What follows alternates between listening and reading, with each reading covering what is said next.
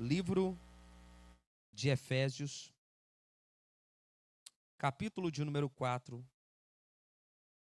O versículo que nós iniciaremos é o versículo de número 11, até o versículo de número 16. Efésios 4, versículo 11 ao versículo 16. Tiagão, me dá um pouco mais de retorno, por favor. Nós vamos até o 16, Samuel. Diz assim: e ele mesmo deu uns para o que, igreja? Apóstolos, e outros para profetas, e outros para evangelistas, e outros para pastores e doutores ou mestres, querendo o aperfeiçoamento dos santos, para a obra do ministério, para a edificação do corpo de Cristo.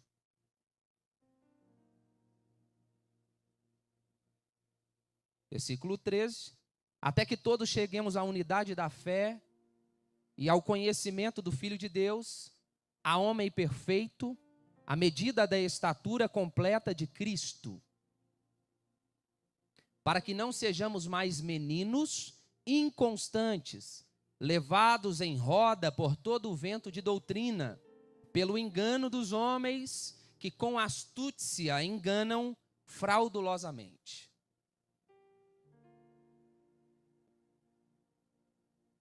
O Datashow está igual uma tartaruga. Vamos no versículo 15, pessoal. Versículo 15. Longe disso, seguindo a verdade em amor, cresçamos em tudo naquele que é a cabeça, Cristo. Versículo 16. Dele todo o corpo ajustado e unido pelo auxílio de todas as juntas, cresce e edifica-se a si mesmo em amor, na medida em que cada parte realiza a sua função. Só até aí. O Senhor fala conosco, nos edifica por meio de sua palavra, orienta o nosso coração, alinha a nossa vida, nos ensina o caminho da obediência, porque nós queremos e precisamos viver debaixo dessa realidade, debaixo dessa dimensão e dessa atmosfera, em nome de Jesus. Eu quero começar aqui com vocês, a partir do versículo de número 11, e nós vamos falar hoje sobre crescimento espiritual. Amém? Quem deseja crescer espiritualmente? Glória a Deus, nós somos uma igreja que deseja crescimento espiritual. Nós somos uma igreja que deseja crescer em Deus. Eu sei que isso é meio complexo, porque na maioria das vezes, a gente percebe uma igreja ou pessoas que vão a uma instituição que se chama, muitas das vezes, pelas pessoas de igreja, porque isso aqui não é a igreja, nós somos a igreja, amém? Isso aqui é um prédio aonde se reúne a igreja, isso é só um galpão, mas geralmente as pessoas vão a esse prédio, que colocam essas pessoas o nome nesse prédio de igreja, eles vão ali para buscar crescimento de muitas coisas, e às vezes não vão para buscar o crescimento que de fato é necessário, que é o crescimento espiritual. Às vezes vão para buscarem crescimentos naturais, Mendonça. Só que o objetivo da igreja, o primeiro objetivo realmente da igreja, que somos nós, é realmente buscar o crescimento espiritual. E quando nós falamos de crescimento espiritual, nós iremos aprender algumas questões aqui com o apóstolo Paulo. O apóstolo Paulo, que escreve a carta de Efésios, ou a carta à igreja de Éfeso, ele vai propor alguns detalhes aqui que eu estava estudando ontem e que são extremamente relevantes e importantes para a nossa vida de fé. E eu quero começar aqui a partir do versículo de número 11, que diz assim, se você conseguir projetar, Samuel, o versículo de número 11, se não conseguir, me acompanha aqui pelo seu smartphone, pela sua Bíblia aí. O versículo de número 11 diz: assim ele designou uns para apóstolos, profetas, evangelistas, pastores e mestres. Para você não esquecer, você pode utilizar a sua mão. Quem é o apóstolo? É o dedão, aquele que toca todos os ministérios. Geralmente o apostolado é aquele que chega e ele faz o toque de todos os ministérios. Quem tem o chamado apostólico, ele geralmente tem uma habilidade de tocar os ministérios. Nós temos o profético.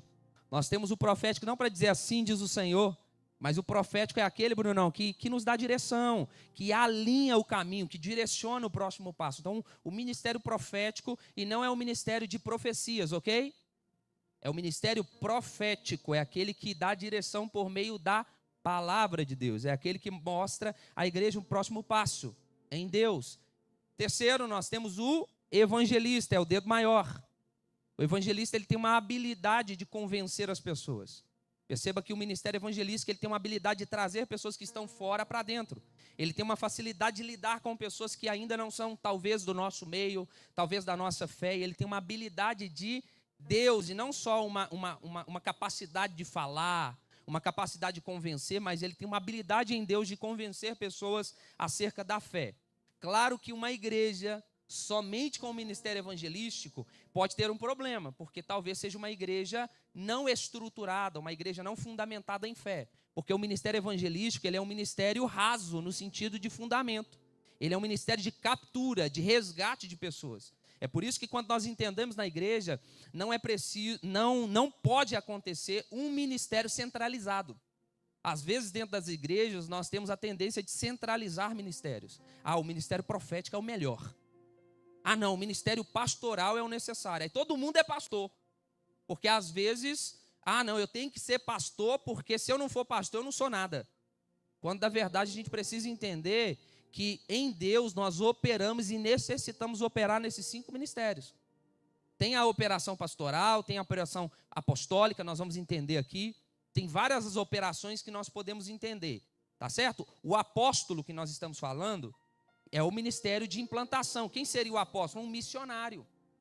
O missionário geralmente é designado ao apostolado. Por quê? O missionário ele vai com o objetivo de implantar. Claro que tem os missionários hoje que nós utilizamos o termo missionário para a estrutura local. O missionário de missões, o missionário de missões urbanas, internacionais. Aí tem um tanto que a gente coloca hoje, né? Mas o missionário, biblicamente falando, é o apóstolo, que é aquele que vai com uma missão de Deus de implantar igrejas em determinados lugares.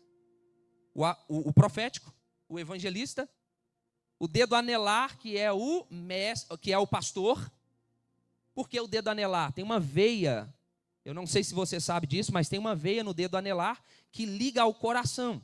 Então o ministério pastoral é o ministério do coração, é o ministério onde constrói alianças, onde ele visita famílias, ele vai construindo aliança, ele cuida de pessoas, então ele toca não somente o pensamento das pessoas, mas o coração das pessoas, ele cria aliança. Então o ministério pastoral é aquele cara que cuida, é aquele cara que abraça, e nós temos o ministério de mestre, de doutor, que significa aquele que fundamenta a igreja, aquele que ensina a igreja, aquele que retira a heresia, aquele que constrói fundamentos de fé, que alicerça a igreja na palavra. Então nós temos os 5 ministérios em operação, e aqui Paulo vai dizer, o primeiro ponto que nós iremos desenvolver no versículo de número 11, que nós precisamos identificar o que é que Deus nos chamou para cooperar. Porque quem quer fazer tudo não faz nada direito. Certo? Quem quer fazer tudo não faz nada direito. Já percebeu aquelas pessoas que eu faço tudo? E o que você faz bem? Nada. Então é isso aí. Então a gente precisa ser especialista, a gente precisa ser bom em alguma coisa. E quando a gente olha no aspecto natural, isso acontece, eu preciso ser bom em alguma coisa, eu não preciso ser bom em tudo, às vezes eu sei fazer um pouquinho de tudo, mas o que eu sou bom? Eu sou bom nisso. E assim na igreja, quando nós olhamos para o ministério distribuído na igreja, os 5 dons ministeriais, nós precisamos identificar o que é que Deus nos chamou para cooperar. Então a primeira coisa é a identificação, porque talvez eu acho que o dom do meu irmão aqui, Leandro é legal. Então porque o dom dele é legal e talvez esteja em eminência, eu também quero fazer. E isso é um problema, quando eu quero fazer uma coisa porque eu gosto de fazer e não porque eu fui chamado para fazer. Eu me lembro que quando nós começamos a igreja, há quase 13 anos atrás, eu gostava muito de cantar. E eu cantei durante muito tempo, irmãos. E era uma parte muito boa, a Andréia lembra. A unção assim manifestava assim de poder, porque se não manifestasse ia dar problema, né? Se Deus não descesse a glória assim, ia dar um problema muito grande. Eu estava até pesquisando esses dias, porque a Fernanda ela tem muita vontade de cantar. E eu estava pesquisando, saiu um microfone daquele que você ministrou aqui, como é que é o nome? O Dylan, saiu um microfone da Dylan agora que ele equilibra o desafinar das vozes. Ele equaliza a voz. Eu falei, Fernanda, mandei para ela o vídeo, falei, tem jeito para tu. Você vai poder cantar, minha filha. Eu vou comprar esse negócio para você. Para poder, eu vou comprar, que você vai subir aqui em cima, Bruno. Ela vai cantar, então, nossa, a Fernanda fez aula de canto. No sábado do mistério que está oculto. E quem quiser cantar agora no louvor, que não tiver voz, não tem problema, irmão. Eita glória! Brincadeira, irmão. Então a gente precisa identificar aquilo que a gente foi chamado para fazer, porque senão a gente vai acabar assumindo uma posição, porque talvez a gente goste de fazer, porque talvez aquela posição ela traz um prestígio maior do que as demais. E deixa eu te dizer uma coisa, independente do prestígio ou do destaque que a sua função tenha, você precisa entender que a recompensa de exercer o ministério que Deus te deu, a recompensa virá de Deus e não do homem. Você pode talvez não ser alguém que seja destaque aos olhos humanos, mas Deus não deixa de enxergar você em sua função e não deixa de cuidar de você sobre as suas necessidades. É por isso que no dom ministerial que Deus nos colocou, quando nós assumimos o serviço, nós estamos trabalhando para Deus. E glória a Deus por isso, meu irmão, que nós estamos trabalhando para Deus, porque nada melhor e ninguém melhor para nos recompensar do que o próprio Deus. Porque o homem pode prometer e não pode cumprir, o homem pode fazer várias coisas, mas Deus, ele é fiel quando ele te chama para fazer alguma coisa. Então deixa eu te dizer uma coisa, pode ser insignificante aos seus olhos a sua função, e não é. É extremamente importante a função de cada um de nós. E quando nós assumimos a nossa função, Deus nos abençoa. Então preste atenção. Primeiro, eu preciso identificar o que Deus me chamou. E para identificar, eu não posso confundir o que eu quero fazer, o que eu gosto de fazer, com o que Deus me chamou para fazer. Porque quando eu consigo distinguir, quando eu consigo definir, quando eu consigo entender o que Deus me chamou para fazer, o que é isso? O que é que eu vou fazer? Eu vou funcionar dentro daquilo que Deus me chamou para fazer. E quando eu funciono dentro daquilo que Deus me chamou para fazer, o que acontece? Eu fico melhor. Já percebeu? Quanto mais você faz, melhor você fica. Quanto mais você faz, mais habilidade você desenvolve. Agora você perde tempo com aquilo que você não foi chamado para fazer. Você pode até desenvolver habilidades, fazendo o que você não foi chamado para fazer. Mas isso não significa que o seu dom de eminência, se você estivesse fazendo, você teria um desenvolvimento muito maior, muito mais rápido e muito mais eficiente.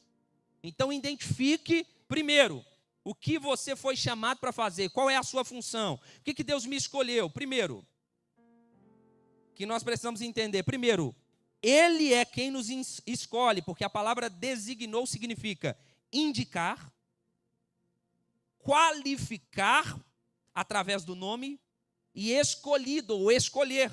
Então, primeiro, ele escolhe. Segundo, ele indica. E terceiro, ele qualifica. Então, indicar, escolher, indicar e qualificar. Deus é aquele que indica, Deus é aquele que escolhe, Deus é aquele que qualifica. Próximo ponto que nós precisamos entender, está no versículo de número 12. Está escrito assim. Por que ele escolheu pastores, mestres, evangelistas? Com o propósito de aperfeiçoar os santos para a obra do ministério, para que o corpo de Cristo seja edificado. Então, versículo de número 12 trata sobre o entendimento sobre o dom e suas funções. O dom é um presente que você recebeu de Deus sobre um dom ministerial, um presente ministerial. E qual é a função? Ou seja, saber como fazer. O ponto A, que nós iremos desenvolver aqui, sobre o que nós vamos fazer, qual é o objetivo do ministério, com o propósito de aperfeiçoar os santos para a obra do ministério, para que o corpo de Cristo seja edificado. Então, o objetivo do seu ministério tem como propósito o aperfeiçoamento dos santos. Para quê? Para a obra do ministério, para que o corpo de Cristo seja construído. Então, olhe para alguém e diga assim: Deus te deu um chamado, te deu um ministério, para que através de você, outras pessoas sejam construídas em fé. O ponto A que nós iremos perceber aqui, ponto A, da parte 2 é: você tem um dom que constrói no outro. Você precisa entender isso. Você tem um dom que constrói no outro. É como se fosse uma árvore. A árvore, ela não se alimenta do seu próprio fruto. O outro se alimenta do seu fruto. Então, eu tenho aqui hoje a oportunidade de, através do dom que Deus me deu e do aperfeiçoamento disso, de compartilhar com você desse fruto. E você tem a possibilidade de ser edificado, porque existe a possibilidade também de não aceitar o fruto que vem da outra pessoa. E deixa eu te dizer uma coisa, tome cuidado com o seu pré-julgamento.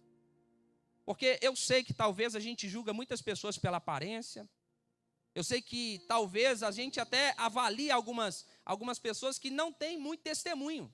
Talvez você olhe para alguém que está fluindo numa capacidade que Deus deu para ela. Mas talvez o caráter dessa pessoa não é um caráter de Cristo. Porque ele não aceitou ser trabalhado, porque vive no pecado, vive no erro, vive na falha. Mas deixa eu te dizer, o dom permanece sobre ele? Sim ou não? Sim, a Bíblia diz que o dom é irrevogável. O dom não pode ser tirado. Deus te deu um dom e o dom é irrevogável. Levando em consideração, pincelando aqui, que a salvação também é um dom. As pessoas que acreditam que perde salvação, o dom é irrevogável. O dom é uma salvação. Então tome cuidado com essa questão. Então, a gente precisa entender que nós recebemos um dom que é irrevogável. Uma pessoa que não tem caráter, João, por exemplo, está no erro. Ele pode ser uma boca de Deus? Pode. Por isso, deixa eu te dizer uma coisa. Avalie o que está saindo da boca e não quem é a boca. Eu vou dizer de novo. Avalie o que está saindo da boca e não quem é a boca. Porque geralmente a gente é tendencioso a avaliar o conteúdo pelo vaso. A gente tem uma mania de avaliar o que a gente vai receber dependendo de quem fala.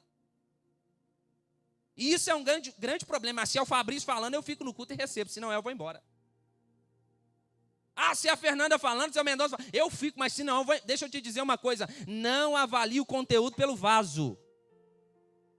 Avalie o conteúdo por aquilo que está sendo dito. O vaso pode até ser de desonra, Ricardo. Mas se o conteúdo é de Deus, o conteúdo vai me abençoar. Porque não importa o vaso, importa é o conteúdo. Porque o que transforma a nossa vida é a palavra da fé, não é o vaso. Porque se Deus escolheu vasos para honra e para desonra, o que a gente vai requestionar com o olheiro? Então, pessoal, a gente precisa entender que o nosso dom constrói no outro. Levando em consideração o ponto B, que porém o dom do outro constrói em você.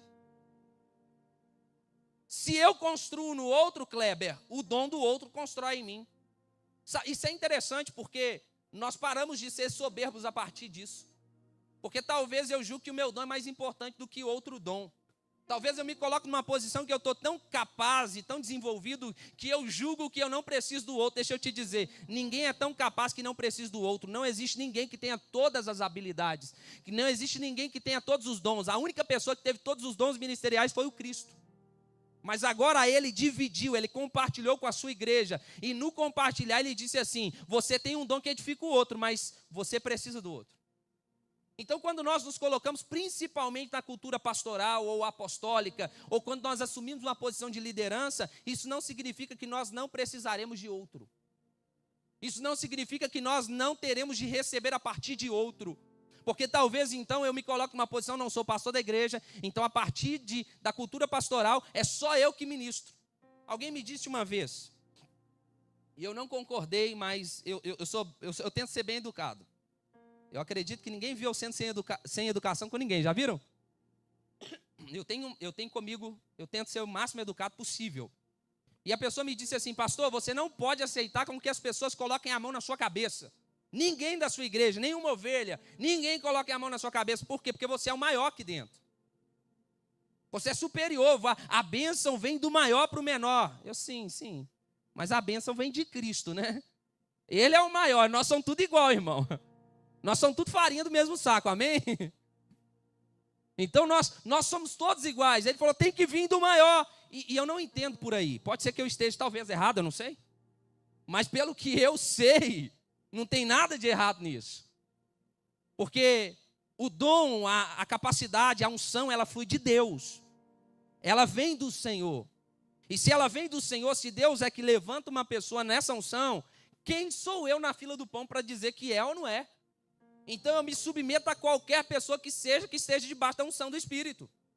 Para receber imposição de mãos, para receber oração, para receber o que for. Se for embora com o meu manto, você vai arrumar problema.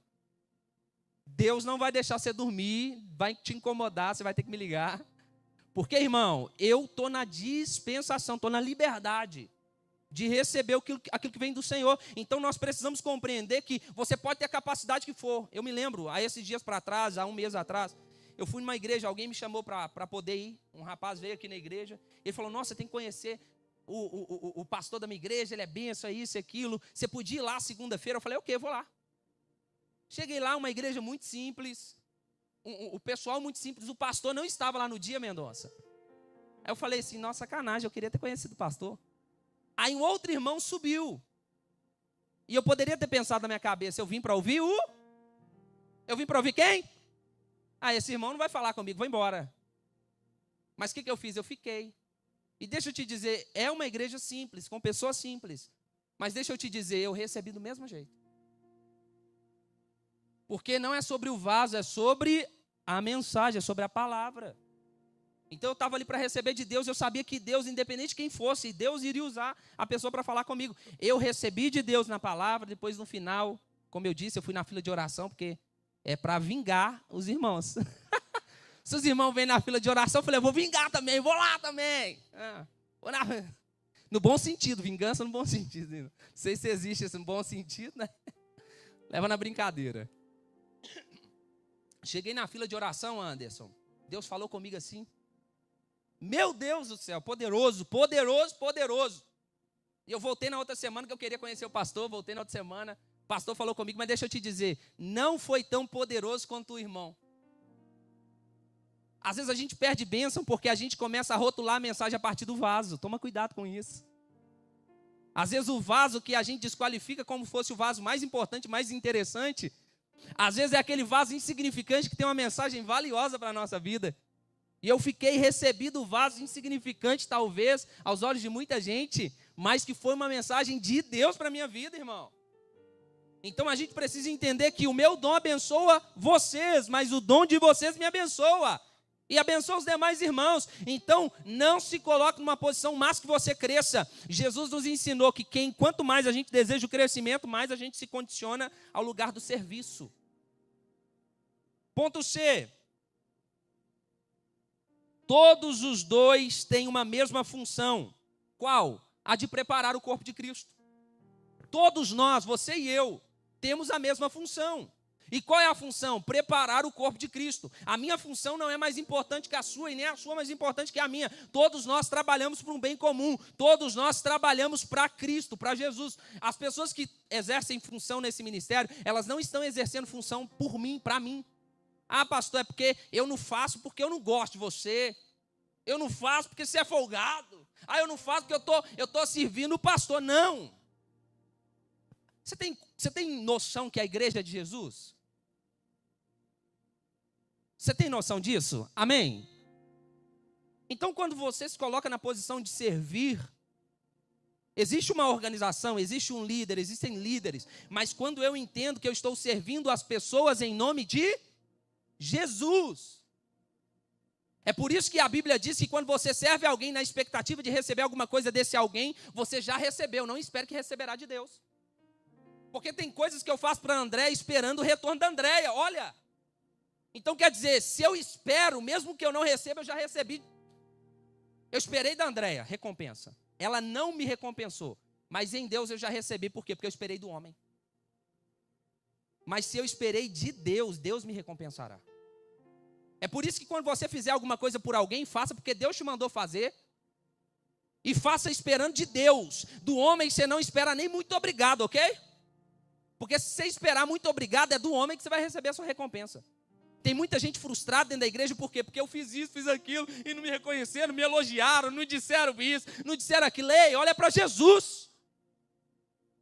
Não é Ele que vai nos recompensar, o ministério quem nos deu foi Ele.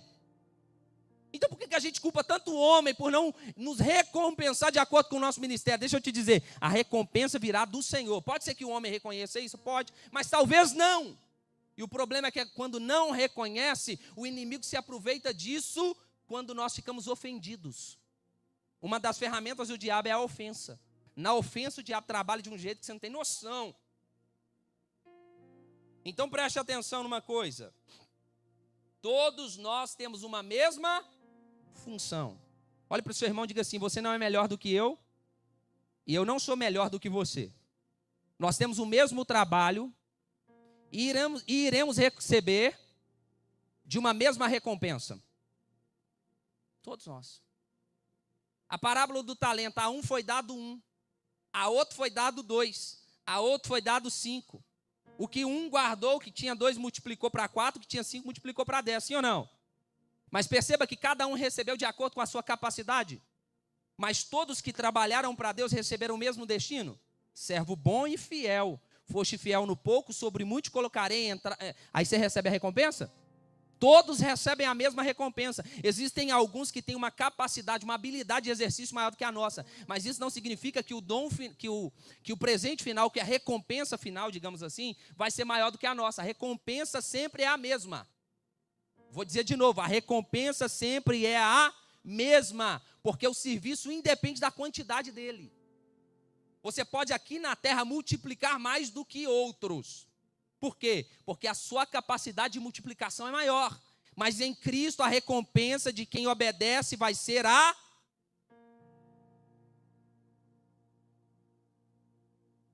Amém? Vai ser a mesma. Glória a Deus. Vamos seguir. Ponto D. O nosso objetivo é despertar no outro a sua obra ministerial, ou seja, o dom, o presente que você recebeu, a sua ferramenta para edificação ou construção. Então, qual é o nosso objetivo aqui no versículo 12? Olha, com o propósito, você recebe esse dom com o propósito de aperfeiçoar os santos para a obra do ministério, para que o corpo de Cristo seja edificado. Aperfeiçoar quem? Os santos. Olhe para alguém do seu lado e diga: você é santo. Você foi separado por Deus.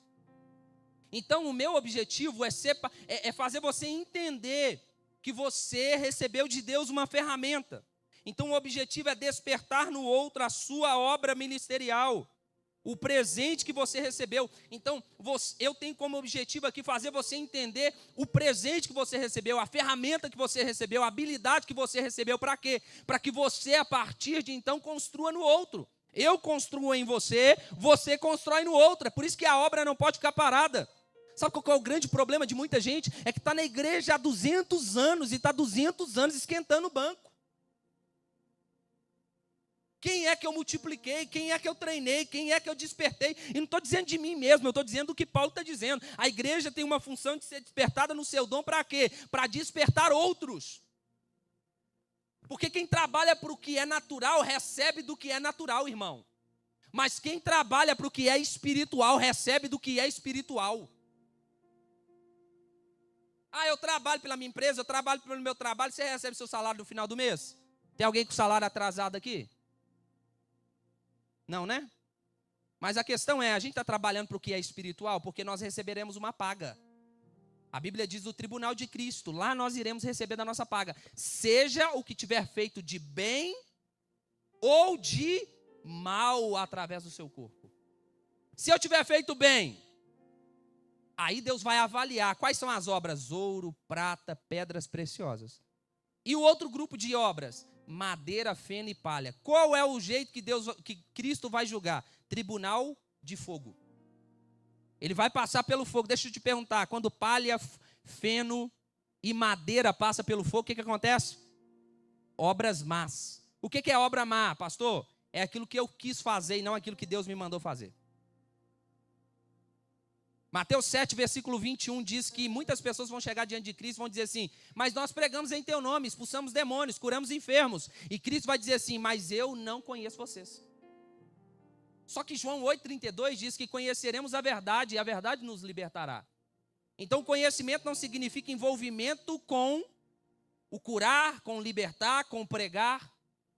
Conhecimento não significa saber o que se diz. Conhecimento não significa ler a Bíblia e saber as informações daquele conteúdo, mas conhecimento significa envolvimento. Trabalhar para não quer dizer trabalhar com. Eu posso trabalhar para o Pedrinho do BH e ele não me conhecer, mas eu posso trabalhar com o Pedrinho do BH. E talvez você pergunte para ele assim: você conhece o Fabrício? Conheço. Mas se você perguntar a qualquer caixa que trabalha às vezes no supermercado, dizer: você conhece o fulano de tal? Não. Porque existem muitas pessoas que trabalham para, mas poucas que trabalham com. A diferença é essa, é se nós trabalhamos para Jesus. Porque se nós trabalhamos para Jesus, nós temos uma ideia, e talvez a ideia que nós tenhamos acerca do que Ele deseja que nós façamos é diferente do que realmente Ele quer. Mas quando nós trabalhamos com Jesus, nós ouvimos dele todos os dias. Então não existe convicção de que nós estejamos errados no envolvimento. Então, por isso, nós precisamos avaliar, nós precisamos entender que o nosso objetivo é despertar no outro o envolvimento. Então, se eu estou há muito tempo na igreja, já sou treinado ou não fui, procure um treinamento, procure se habilitar, procure se treinar. Para quê? Porque você precisa ser um gerador. A Bíblia diz que se uma árvore, ela não produz fruto, o que acontece? Ela é cortada e lançada no... Deixa eu te dizer, vai ter um tribunal, vai ter uma prestação de contas com aquilo que nós produzimos. É por isso que Paulo diz: pregue dentro de tempo, fora de tempo, faça quando tiver que fazer, faça quando não tiver que fazer. Por quê? Paulo está fazendo, ele fala: eu estou fazendo, eu estou ajudando pessoas, mas enquanto isso eu estou me policiando para que eu não perca a minha recompensa. É por isso que eu falei no início aqui da gente avaliar o que sai do vaso e não quem é o vaso. Por quê? Porque o que adianta salvar o mundo inteiro e perder a sua alma? O que adianta eu ser canal de bênção para muita gente e no final das contas a minha vida não está alinhada com Cristo? É por isso que nós precisamos fazer uma autoavaliação todos os dias da nossa vida. Com o objetivo de dizer: eu estou fazendo a vontade de Cristo, eu estou trabalhando com Cristo, eu estou cumprindo a vontade dEle, eu estou multiplicando, eu preciso ser um gerador. A gente não quer multiplicar riqueza na terra, gente? Sim ou não? Sim ou não, gente? Se você não quiser, pode mandar para cá que eu quero. A gente quer multiplicar riqueza na terra, a gente quer prosperar, a gente quer ter um carro melhor, uma casa melhor, a gente quer poder fazer a viagem que a gente quiser. A gente não quer ter falta financeira. Ou quem quer ter falta financeira, levanta a mão para te conhecer. Ninguém quer isso. Então a gente quer ser um multiplicador de riqueza, sim ou não, Pablão? Multiplicador de riqueza, sim ou não? Sim. Mas deixa eu te dizer, a riqueza, quando você deixar esse aspecto natural, vai ficar aqui? Vai. Então por isso que a gente tem que avaliar o que é o principal. O principal é a riqueza que nós adquirimos em Deus. A Bíblia diz, ela vai nos dar um conselho aqui: não ajunteis tesouro aonde? Na terra. Por quê? Porque na terra o ladrão rouba, mini rouba, o ferrugem destrói. Não é isso? Como assim? Então quer dizer que eu não posso juntar riqueza? Não. Isso significa que se sua riqueza da terra for maior do que sua riqueza do céu, tem um caminho para você. Vai ficar aqui, o ladrão pode roubar, aqui pode destruir. Então a principal riqueza da nossa vida, Jesus vai continuar dizendo: mas ajuntei tesouro no reino dos céus, aonde o ladrão não rouba e o ferrugem não destrói. Deixa eu te perguntar, como é que está a sua conta lá no céu? Como é que está a sua conta lá em Deus? Qual que é os depósitos que você tem feito lá? Quantas vezes você tem depositado na semana, no mês, no ano? Porque se nós obedecemos a Cristo, se nós seguimos a vontade dEle, nós estamos compartilhando, nós estamos depositando do céu. E quando nós formos fazer uma prestação de conta, as nossas obras serão colocadas diante de nós, e ali nós seremos julgados a depender das nossas obras. Então por isso eu estou aqui para orientar a nossa vida. Para quê? Deus te deu um dom, Deus te deu uma capacidade, e você precisa cumprir aquilo que Deus te deu. Como, pastor? Trabalhando com Deus, trabalhando com Jesus, dizendo para Jesus, porque geralmente a nossa oração é: Jesus, eu quero isso, aquilo e aquilo outro. Mas a questão é: Jesus, o que o Senhor quer de mim? O Senhor me levantou para quê? Qual o objetivo? O que o Senhor quer que eu faça? É exatamente isso, irmão. Se você pede direção de Deus, Deus vai te guiar, Anderson. Se você pede que Deus te direcione, Deus vai te direcionar. E você vai saber fazer o que Deus quer que você faça. E aí você vai ser recompensado. Vamos pular para o próximo ponto. Versículo de número 13. Versículo de número 13 diz assim: até que todos alcancemos a unidade da fé e do conhecimento do Filho de Deus, e chegamos à maturidade, atingindo a medida da estatura da plenitude de Cristo. Então, o terceiro ponto aqui, do verso 13, fala sobre propósito ou trabalho. Sobre o trabalho. Primeiro ponto do trabalho da igreja. Nós falamos sobre, antes aqui nós falamos sobre o entendimento da função, saber como fazer. Agora nós vamos falar sobre o propósito, o trabalho. Do trabalho, nós temos como objetivo promover a unidade da fé. Olha, versículo 13. Até que todos alcancemos a unidade da fé. Então nós temos como objetivo trabalhar na unidade da fé. Você vai considerar comigo que existem muitos irmãos que não têm a mesma fé do que a nossa. E quando eu falo de fé, não é fé para ganhar carro, não é fé para comprar carro, é fé em Cristo, é fé em Deus. Amém? É fé nas questões espirituais. É fé para você não duvidar do que Deus disse. E existe um grande problema em não se ter fé ou de ter uma fé abalada, porque uma fé abalada é uma vida espiritual fragilizada. A Bíblia diz que o diabo, ele sempre atacou a fé da humanidade. Sempre. O primeiro homem a ser atacado pelo diabo foi Eva, né? A humanidade, digamos assim. Ser atacada foi Eva. E ela foi atacada em que aspecto? Na fé. Deus não disse o que disse. Deus está mentindo. Se eu duvido o que Deus disse, o meu coração se vulnerabiliza para introduzir uma inverdade. Porque Deus diz que se você comer, você morre. É mentira. Não morre. E além de não morrer, você vai ser como Deus. É tão burra. Me desculpa a expressão, mas é tão burra. E o homem mais burro ainda, que comeu junto com ela, que Deus já tinha dito para eles que eles eram imagem e semelhança de Deus. Deus já tinha dito para Adão: Adão, você é minha imagem e semelhança.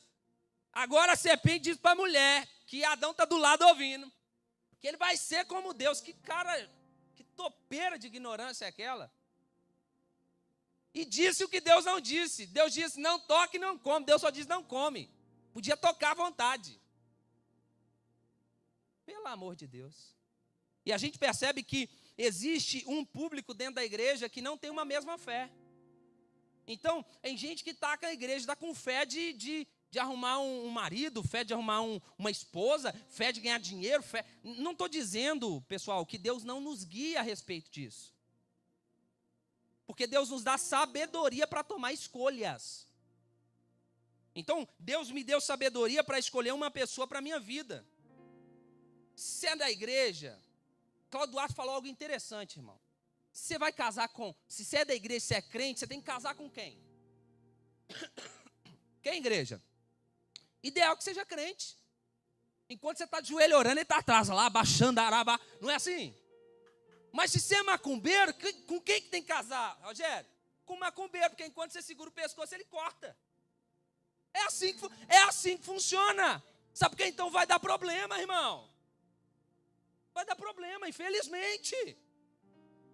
Aí a gente, não, sou crente, mas eu vou casar com... Deus tinha um grande problema com isso. Sempre na Bíblia Deus falava: não mistura povo. Porque deixa eu te dizer, o que é mais fácil? A gente trazer alguém de fora da igreja para dentro ou de dentro da igreja para fora? O que é mais fácil? Eu julgo que é mais fácil a gente sair. É mais fácil. Ah, pastor, mas você não era crente. Mas eu casei com a Fernanda depois que eu virei crente. E ela fez umas 200 milhões de provas. Você pode até namorar, irmão, não tem problema. Mas vai fazendo prova. Você vai virar mulher de Deus. Sabe por quê? Porque para entrar na sua empresa, para trabalhar para você, o que você pede? Me dá o currículo. Quantas faculdades? Me dá o antigo emprego para eu ligar, para eu saber o que você foi lá. Mas para namorar, a gente entra cego e acorda quando tu está casado. Fala, pastor, achava que era uma mulher de Deus. Eu casei com o diabo. Eu escutei isso. Eu escutei isso conversando com o pastor. amigo meu, pastor da Lagoinha, ele acompanha casais, acompanha homens, e o homem falou com ele assim, a mulher dele é muito bonita mesmo, e ele casou por causa da aparência. Quando ele casou, e tipo assim, ele casou a aparência, mas parecia que era legal, sabe? Mas, mas quando ele casou, o demônio manifestou, irmão. E aí deu problema. Aí o pastor falou, agora, meu filho, segura. Agora você vai ter que expulsar o demônio de dia e de noite. Vai ter que ficar na fé. Então, isso a gente tem que tomar cuidado. Por isso que a gente precisa ter sabedoria de Deus. A gente fica esperando, Deus vai falar sim ou não. Não. Deus vai te dar sabedoria para você olhar os detalhes. Não, Deus vai mudar, Deus vai mudar, Deus vai mudar. Pode. Mas não pode? Então a questão é, se Deus mudar, você fica? Fico. Se Deus não mudar? Não fico não, então não casa. Tá certo? Porque Deus abomina ponto final, vamos seguir. Então a gente precisa de fé, unidade de fé. Eu preciso ter uma mesma fé com você, eu preciso falar uma mesma língua. Eu preciso andar numa mesma sintonia, eu preciso ter uma mesma fé. Então o nosso propósito é a unidade de fé. E como que a gente edifica fé? Palavra. Então nós estamos aqui para falar da palavra, nós estamos aqui para edificar, para ter uma mesma fé. A gente quer o mesmo Deus, a gente quer o mesmo objetivo, a gente está servindo com o mesmo propósito, a gente está se submetendo a Ele, então uma mesma fé. E até que todos, então se você percebe que o irmãozinho não está entendendo direito o que você tem que fazer, aproxima dele, cola nele. Isso não é função do pastor, é função da igreja junto com o pastor. Porque a gente fala, não, é só o pastor, Não, é nossa função. Sabe por quê? Porque é a igreja que vai ser recompensada. Eu estou cumprindo a minha função e você está cumprindo a sua. Então não pensa que responsabilidade da igreja é do pastor. Não, responsabilidade da igreja é de Cristo, que é o bom pastor, e é nossa, de cumprir a nossa função. Então sentou alguém que você está vendo que não está na mesma fé, que você está vendo que não está na mesma pegada, o que você faz? Traz ele para perto, discipula ele. Por quê? Porque a sua recompensa virá do Senhor. Próximo ponto, ponto B, conhecimento do Filho de Deus, que é Cristo. Então, unidade da fé. Pera aí, irmão, vem cá, porque eu vou te fazer conhecer o Filho de Deus. Fé é palavra. Fé é conteúdo. Fé você recebe pelo ouvir a palavra de... Mas o conhecimento, como que você recebe? Eu sei quem a Andréia é. Eu sei. Você conhece a Andréia? Conheço, é lá da igreja. Mas você conhece a Andréia? É diferente, sim ou não? Você sabe quem é o Mendonça? Sei. Mas você conhece o Mendonça? Diferente. Então saber quem é não é conhecer. Então aqui ele está dizendo que o nosso objetivo, o nosso propósito é fazer com que as pessoas tenham conhecimento do Filho de Deus. Quem? Cristo Jesus. Então, o que é isso? É ensinar a pessoa a viver no relacionamento com Cristo. É ensinar a pessoa a se relacionar com Jesus. Espera aí, vem cá, irmão. Deixa eu te ensinar a se envolver com Jesus. Deixa eu te ensinar a acessar essa vida. Deixa eu te ensinar a mergulhar nessa realidade de fé. Porque informação, receber a palavra, agora eu sei o que eu recebi da palavra, mas e a experiência que eu vou ter? Porque você concorda que a palavra tem muito ateu, tem muitas pessoas que conhecem muito da Bíblia, tem muita informação, tem muito entendimento bíblico no sentido de letra, mas que não se prostraram a Jesus? Porque informação, saber a letra, saber a composição, organização, teologia, não significa que essa pessoa tenha conhecimento do Filho de Deus. Conhecimento do Filho de Deus é revelação. A palavra conhecer significa se expor, estar nu. É a mesma ideia de um casal que se relaciona sexualmente dentro de um lugar secreto, de intimidade. Então, conhecimento significa entrar num secreto com Deus e ter com Ele intimidade. Dizer, eu conheço Deus. Deus me conhece. É um relacionamento sem máscara. É um relacionamento sem duplicidade. É um relacionamento de verdade. É um relacionamento que Deus conhece quem você é. Eu sei que Deus conhece quem é todo mundo, mas você se faz conhecido diante de Deus? Porque Deus se faz conhecido diante de você. O desejo de Deus é revelar você. Sabe qual é o grande problema na era de Eli, Ofni e Finéias? Deus não falava com o povo, as visões eram raras. Mas se você olhar dentro do cenário dessa casa sacerdotal, você vai ver que Ófni e Finés eram filhos do diabo, filhos de Belial. Eram homens que adulteravam na porta do templo, roubavam as ofertas que eram dedicadas a Deus. Eli era um sacerdote omisso, que amava mais os filhos do que a Deus. E Deus não falava, e a gente fica, por que Deus não fala? Por que Deus não fala? Está o problema. Mas entra um jovem, uma criança dentro do templo, e Deus começa a falar com ele. O problema é porque Deus não falava, porque não tinha gente digna de ouvir. Não tinha gente capaz de dizer, fala porque o teu servo está ouvindo. Gente que quer ouvir de Deus para entregar recado porta-voz, Deus não precisa de X9 não, irmão. Deus precisa de servo, que ouve e se prontifica.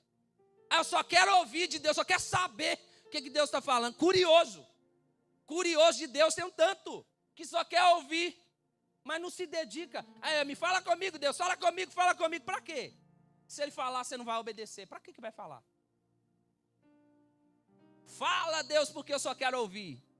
O segredo da palavra é fala, porque o teu servo está ouvindo. Aí, o servo que está ouvindo, não é uma pessoa qualquer que está ouvindo. Porque se quem está ouvindo está disposto a servir, Deus vai falar. Então, quando você entra por relacionamento, o que você espera? Você espera que Deus faça o que você quer ou você espera que Deus fale sobre o que Ele quer? E essa é a diferença do relacionamento de uma pessoa comum, imatura, de uma pessoa madura. A pessoa madura, ela entra para o quarto para dizer assim, Deus, eu estou aqui para te servir. Eu estou aqui para te escutar. A minha vida é para te servir. Eu não estou aqui para você me dar mais alguma coisa. O Senhor sabe o que eu preciso. O Senhor sabe qual é os desejos do meu coração. O Senhor sabe o que minha alma anseia, aquilo que não for de Deus, você vai alinhar no meu coração. Mas eu estou aqui para te servir, para fazer a sua vontade. Então, eis-me aqui.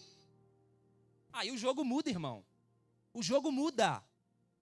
Porque aí você dedica a sua vida à vontade de Deus, a de Jesus. E aí você tem um propósito de estabelecer conhecimento de Cristo. Ponto C.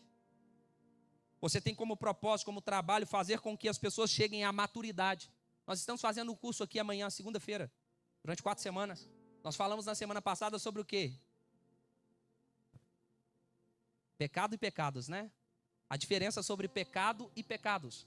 Essa semana agora nós vamos falar sobre os dois aspectos. Nós temos a salvação nos dois aspectos, né? Os dois tempos da salvação. O tempo judicial e o tempo orgânico. E ela acontece em 3 aspectos, espírito, alma e corpo. E nós vamos falar um pouco disso na segunda-feira. Então nosso curso chama Maturidade Cristã. E por que nós temos como objetivo o curso Maturidade Cristã? Porque nós estamos caminhando para a maturidade. Sem maturidade, nós não poderemos amadurecer outras pessoas. Se nós somos meninos na fé, como que nós iremos amadurecer outras pessoas? Então nós precisamos de uma igreja unida em fé. Uma igreja madura, que se compromete a amadurecer a cada dia. Então nós temos como objetivo chegar à maturidade, mas fazer com que outras pessoas também cheguem à maturidade. Amadurecimento. O que significa a palavra amadurecimento? Significa aperfeiçoar. Significa preparação até que se tornem maduros. Então nós estamos sendo preparados, nós estamos sendo aperfeiçoados, nós estamos sendo construídos para quê? Para a maturidade cristã. Assim como na vida existe maturidade para tudo, existe a maturidade cristã. Onde você vai saber o que o texto diz, mas você vai ter a experiência, a vivência do que o texto está dizendo. Porque não adianta eu ter teoria do que eu estou dizendo se eu não tenho experiência com o que eu estou dizendo. Amém? Vamos para o próximo ponto. Versículo de número 13 ainda. Quando é que eu sou maduro? Ponto A. Quando eu tenho conhecimento do Filho de Deus. Então guarda isso. Quando é que eu sou maduro? No versículo 13 ainda. Quando eu tenho conhecimento do Filho de Deus. Conhecimento não é saber.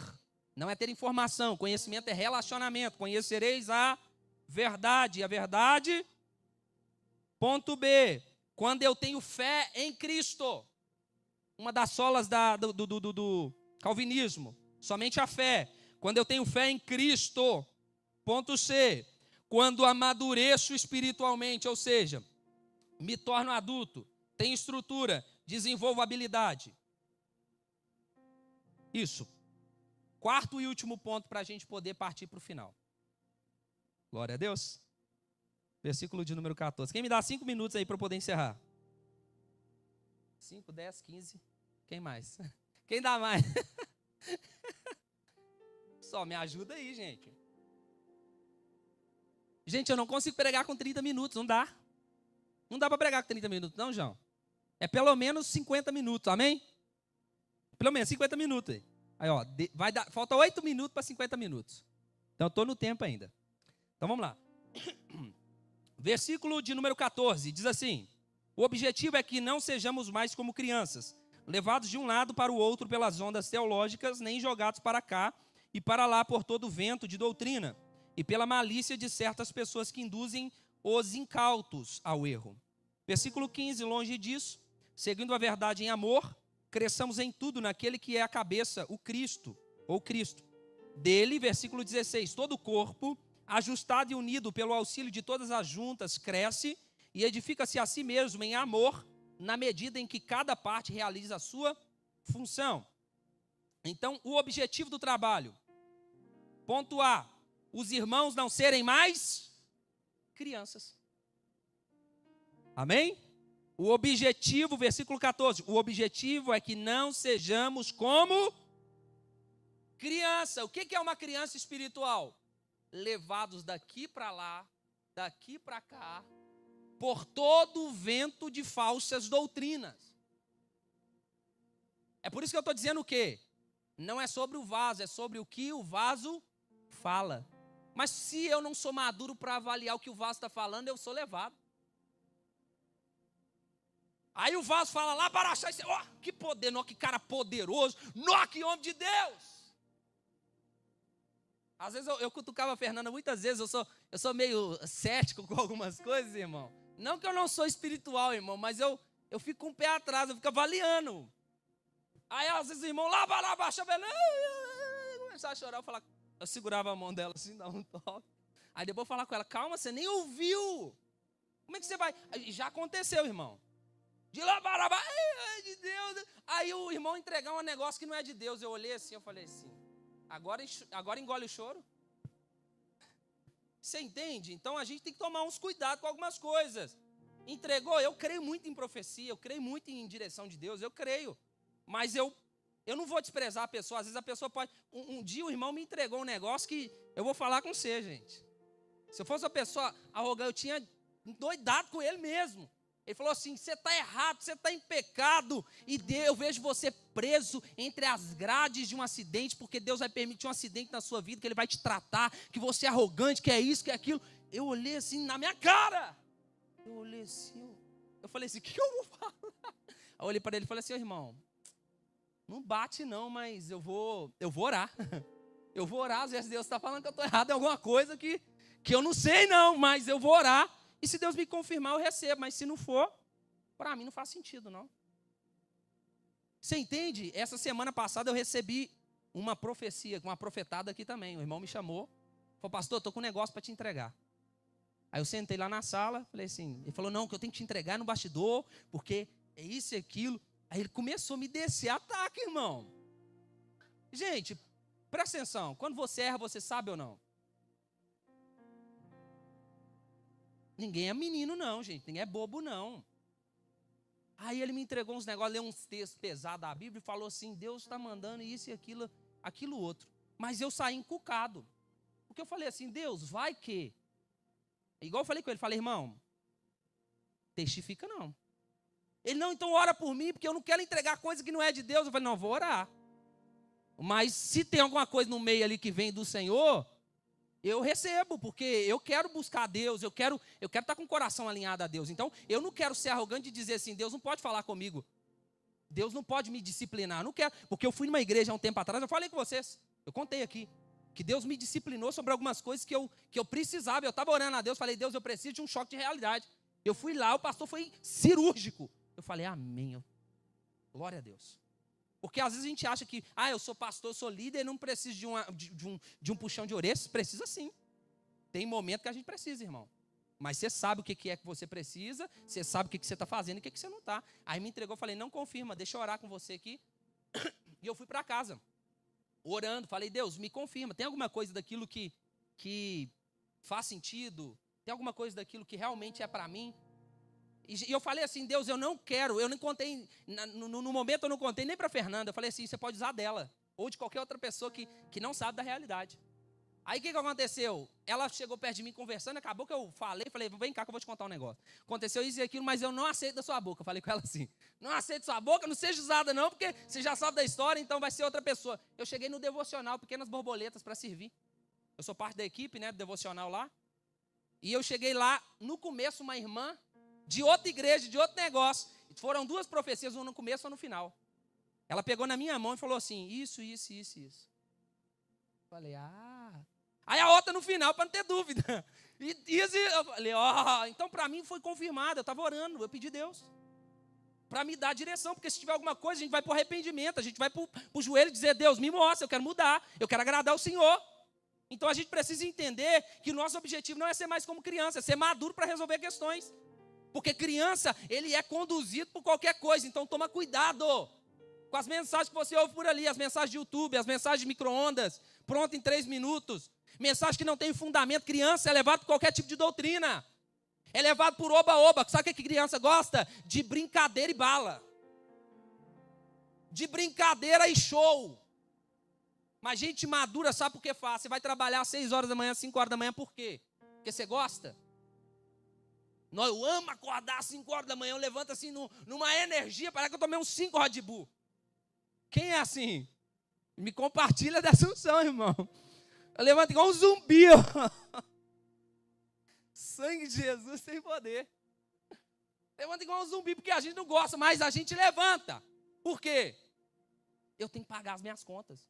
Eu tenho que sustentar minha família. Tem um menino que daqui a pouco está berrando, igual um bezerro, querendo leite. Não é assim? Então a gente vai porque a gente é maduro. E a questão é, quando a gente tem uma fé madura, a gente sabe o que faz. Eu não quero ir na igreja hoje, mas eu tenho que servir, então eu vou. Eu não queria nem conversar com aquele irmão, porque aquele irmão é difícil, mas eu vou conversar por quê? Porque eu sou maduro e eu vou vencer essa situação no amor. Não, aquele irmão me irritou, eu podia xingar ele, mas sabe o que eu vou fazer? Eu vou perdoar, porque eu sou maduro. Então o irmão maduro é um irmão não problemático. Sabe o que uma criança? Ela é problemática. Você chama atenção, ela grita. Tem vários tipos de criança, sim ou não? Emburra, grita, faz pirraça, corre. Criança é nesse sentido, nessa energia. É quando é para ficar sentado, quer correr. Quando é para ficar correndo, quer ficar sentado. Aí você não entende. Sabe? Quando Jesus falou, né? Você é como criança, quando a banda toca, vocês não dançam. Quando é isso, você não faz aqui, vocês é maluco. É assim que funciona. Então a gente precisa entender que a maturidade, ela vai trazer a ideia de nós não sermos mais como crianças. Porque você precisa ter doutrina, irmão. E doutrina não significa usos e costumes. Nós tínhamos aqui usos e costumes. Como? Aqui só as mulheres só subiam no altar como, gente? Sai o vestido. A gente mudou o uso e costume. Isso deixou de ter mais Deus, menos Deus? Não. Então a gente liberou. Só que a gente precisa entender o que é doutrina. Doutrina é o que a Bíblia estabelece. Fundamentos básicos da fé. Doutrinas bíblicas. Então, uma pessoa amadurecida, ela conhece as doutrinas. Então, se você não conhece a doutrina cristã, bíblica, você precisa conhecer. Usos e costumes, você vai em cada igreja e vai ter um. Gente já chegou perto de mim e falou assim, pastor, a minha igreja ela não permite ver TV, o que você acha? Eu falei com esse de qual igreja? Ele falou, só de tal igreja. Eu falei, então pergunta ao seu pastor. Porque eu não vou poder te falar, porque você não está aqui comigo. Então, se eu te falar que eu não concordo ou que aqui não é, você vai chegar para o seu pastor, mas o Fabrício falou isso e aquilo, que eu não falei nada. Você quer congregar lá? Fica lá e se submete. Você não concorda? Vai para uma igreja que você concorda. Porque tem usos e costumes. Às vezes a gente quer chegar num lugar e mudar tudo. Não tem como isso, gente. Então, usos e costumes é dependendo de cada localização, de cada ministério. Mas doutrina é bíblica. Se uso e costume vai contra a doutrina, aí é momento da gente se posicionar. Por isso que doutrina é maior do que usos e costumes. Segundo ponto, ponto B. Ser seguidor da verdade em amor. Olha aqui o que o texto está dizendo. O objetivo é que não sejamos mais crianças levados para todo lado, levado de um lado para o outro, pelas ondas teológicas, nem jogado para cá e para lá, por vento de doutrinas e pela malícia de certas pessoas que induzem os incautos ao erro, né? Aos imaturos. Versículo 15. Longe disso, seguindo a verdade em amor, cresçamos em tudo naquele que é o cabeça, é Cristo. Então, presta atenção, seguir a verdade em... Olhe para alguém do seu lado e diga assim, tem que seguir a verdade. Mas como? Em amor. Porque tem como seguir a verdade reclamando, sim ou não? Tem como seguir a verdade murmurando, sim ou não? Tem. Nossa, mas é difícil demais. Não, eu perdoo, mas nossa, por que eu tenho que perdoar? Eu queria isso, eu queria aquilo outro. Pelo amor de Deus, irmão. Tem gente que obedece, mas ele solta um caminhão de coisas porque está fazendo. Pelo amor de Jesus. Então, é seguir a verdade em amor. Eu sei o que é verdade, mas eu sigo em amor. E amor é o quê? É equilibrado. Qual que é o fruto do amor? Temperança, domínio próprio, benignidade, bondade. Ó. Então, um cara que flui no amor, que segue a verdade no amor, que é equilibrado, que é benigno, não é aquele cara iracundo, aquele cara que estoura com 3 segundos, 1, 2, 3, já está explodindo. É seguir a verdade em amor. Qual é a verdade? Amar o seu inimigo. Qual é a verdade? Perdoar quem te ofende. Então, a gente começa a olhar para a verdade de Deus, e a gente precisa seguir essa verdade em amor. E como assim seguir essa verdade em amor? Deixa eu te perguntar uma coisa, você pode ou você tem a capacidade de servir essa verdade em amor? Em você não.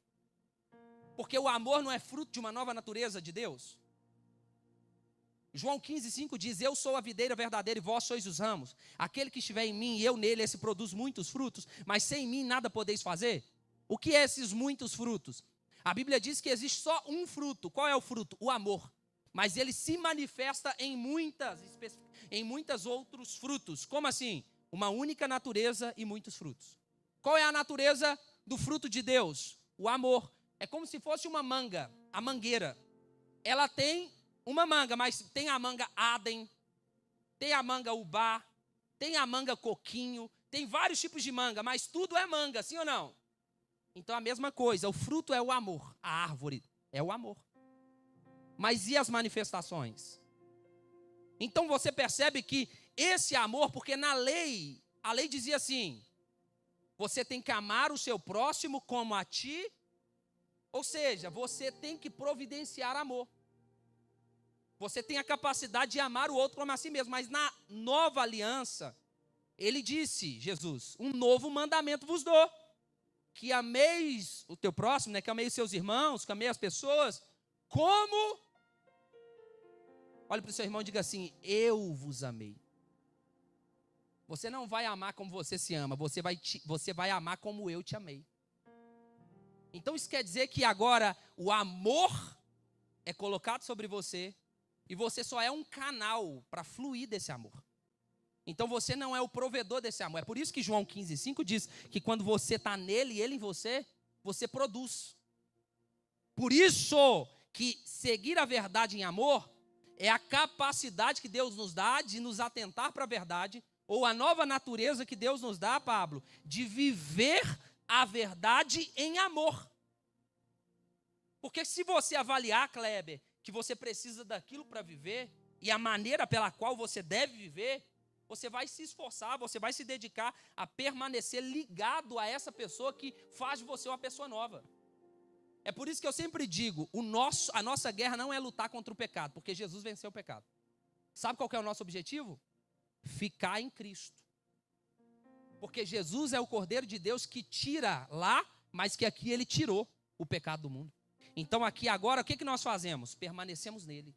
Como que nós permanecemos nele? Pela fé na palavra. E como que ele permanece em nós? Pelo Espírito da verdade. E agora, se eu estou nele, ele está em mim, o que acontece? Diga assim, produzir, olha para o seu irmão e diga, produzir é natural. Eu vou dizer de novo, produzir é natural. Mas é natural de quem?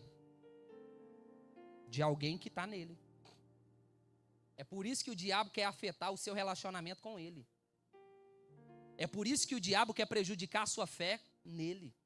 Porque se ele interrompe essa conexão, igual foi interrompida lá no Éden, sabe o que acontece? Acontece o que está escrito em Gênesis capítulo 6, versículo de número 3. E o homem se tornou carne. E sabe por que o homem se tornou carne? Porque ele matou, porque ele adulterou, porque ele idolatrou, porque ele começou a seguir os seus próprios caminhos. A questão é de alguém que não está em fé com Deus, não está com relacionamento com Deus, essa pessoa ela vai se perder. Mas se alguém está guardando o seu coração em permanecer nele e ele nele, essa pessoa ela vai seguir a verdade em amor. Jesus nos disse em João capítulo 14, versículo 6, eu sou o caminho, a verdade e a vida. Então guarda essa mensagem no seu coração. E último ponto para encerrar, ponto C. Eu vou chamar os irmãos para nos ajudar no último louvor, por gentileza. E o ponto C, que é a última, estar em constante crescimento espiritual. Vamos ler o versículo 16. Dele todo o corpo bem ajustado e unido, pelo auxílio de todas as juntas, cresce e edifica a si mesmo em amor, e na medida em que cada parte realiza a sua função. Então, o último ponto é estar em constante crescimento espiritual. Então você precisa se propor, porque você já percebeu que você pode crescer espiritualmente, mas você pode fazer o quê? Ó, aí a pessoa fala assim, pastor, caí. Por que caiu? Aqui, ó. Eu li a Bíblia, mas não leio mais. Eu orava, mas não oro mais. Eu desejava estar na presença de Jesus, mas o que eu mais desejo é ficar em casa. O que eu mais desejo é não estar no culto. Você percebe que os sentimentos vão mudando e que se a gente permitir com que esses sentimentos tomem controle da nossa vida, sabe o que a gente vai estar fazendo? É por isso que o texto está dizendo o quê? Que nós precisamos estar em constante crescimento espiritual. A oração de ontem não serve para hoje. O devocional de ontem não é o devocional de hoje. O culto de domingo passado não é o culto de hoje. Então a gente precisa ter uma prioridade. É periodicidade. Eu não sei como é que funciona, eu tentei falar, mas deu errado, irmão. É ser periódico, integral. É todo dia. A gente tem que o quê? Todo dia, irmão. Rabarabachá, desenrolar a língua, irmão. Quando enrolar a língua, a gente entra na línguas estranhas, desenrola e vai. Irmão, a gente precisa então estar ligado a essa antena, crescimento espiritual. A gente fica assim, antes eu ia para vigília. Antes eu orava 1h30. Antes eu orava 2 horas. Antes eu mesmo, sobre algo que Deus me chamou a atenção, que eu disse para vocês na igreja que eu fui, sobre a maneira com que eu me dedicava. Eu era até extremo, eu era até religioso. João lembra, algumas pessoas lembram aqui. Faziam campanhas de 7 dias no monte, a gente ficava lá, 7 dias de pão e água. Madrugada de sexta-feira, direto, a gente dormia no monte até 6 horas da manhã. Dormia não, ficava no monte, né, até 6 horas da manhã orando. Propósito de oração de 2 horas, eu chegava do culto, e o culto antes acabava 1h da manhã, 2 horas da manhã na quarta-feira. Eu ia para a oração, ficava 2 horas orando. Chegava em casa 2, 3 horas da manhã, eu ficava orando até 5 da manhã, irmão. E dentro do quarto lá orando, lendo a Bíblia, adorando a Jesus. Pergunta se eu faço isso hoje. Aí Deus falou assim, Fabrício, cadê você? Cadê você? Você tem um tanto de coisa para fazer? Está fazendo um tanto de coisa, mas eu quero você. Aí meu coração fez assim, Ai, meu Deus do céu. Porque a gente sabe o que é verdade e o que não é. Então eu falei com Deus, vou voltar, Pai. E aí o crescimento espiritual não é uma coisa que a gente volta de um dia para o outro. A gente se compromete um dia de cada vez, um pouco de cada vez. Então eu estou aqui para dizer para você, se comprometa. Quando você estiver frio, não se curve a essa frieza. A Bíblia diz que nos últimos dias um espírito de apostasia viria, um espírito de frieza espiritual. Então o espírito de frieza espiritual tem tentado pegar talvez a sua vida. Mas eu vim aqui para dizer para você, tome cuidado. Tome cuidado. Busque mais, ore mais. Quando não tiver força, clame por ajuda. Eu ouvi um ditado: ovelha que não berra, o pastor não escuta. Então às vezes a gente tem que berrar, irmão. Ei, tá doendo aqui, ó. Amém, irmãos? Se comprometa com Deus, dizendo: Deus, eu quero crescer espiritualmente. Eu quero ter vida, eu quero entrar no culto, eu quero, quando começar a adoração, eu quero adorar, eu quero sentir a tua presença. Sabe por quê?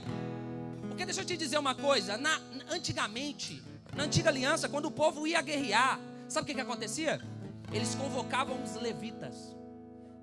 Eles convocavam a tribo de Levi, sabe para quê? Eles levavam a arca da aliança, a presença de Deus. E sabe como que eles conduziam a presença de Deus? Na adoração. Era som de pífaro, era som disso, era som daquilo. E eles começavam a chamar a adoração. Aí na adoração, a gente entra na igreja na adoração, os irmãos ficam batendo papo, a gente fica perdido, sabe? Entra nessa atmosfera, irmão. A gente precisa entrar no ambiente e começar a queimar, buscar a presença de Deus. Dizer: Deus, eu quero ser cheio. Sabe qual que é o motivo da nossa indiferença quanto à verdade, quanto à palavra? É a falta de adoração, é a falta de quebrantamento, Tiagão. Quando a gente está ouvindo a palavra assim, falando: não serve para mim, não aceito, não recebo. Isso, a indiferença em ser resistente com a verdade, é a falta de adoração, é a falta do nosso altar do sacrifício estar restaurado. Porque Deus está nos chamando, sabe para quê? Ezequiel 47. Deus está falando assim: entra para dentro do rio, ei, vem para dentro. Aí a Bíblia está dizendo que Ezequiel foi chamado para dentro. Aí primeiro é água nos artelhos, né? Ó, artelho. Depois, água no joelho. Depois, água na cintura. Depois, a água tomou. A água tomou, ele está debaixo de uma atmosfera. Então presta atenção, a vida de Deus, ela quer crescer em você. Mas o convite é: vem para dentro. Vem para dentro. Eu sou o caminho, a verdade e a vida, e ninguém vem para dentro se não for por mim. Jesus está dizendo: vem para dentro. Não deixa de orar, não deixa de adorar, não deixa de servir, não deixa de bendizer, não deixa a frieza te tomar, meu irmão. Se coloque na brecha, dizendo: ei Deus, estou aqui para servir. Usa-me a mim, envia-me a mim, faz a tua vontade. Se coloque de pé, vamos adorar Jesus. Vamos adorar a Ele, dizendo como Abacuque disse: ó Senhor, aviva a tua obra, aviva o meu coração, aviva o teu povo.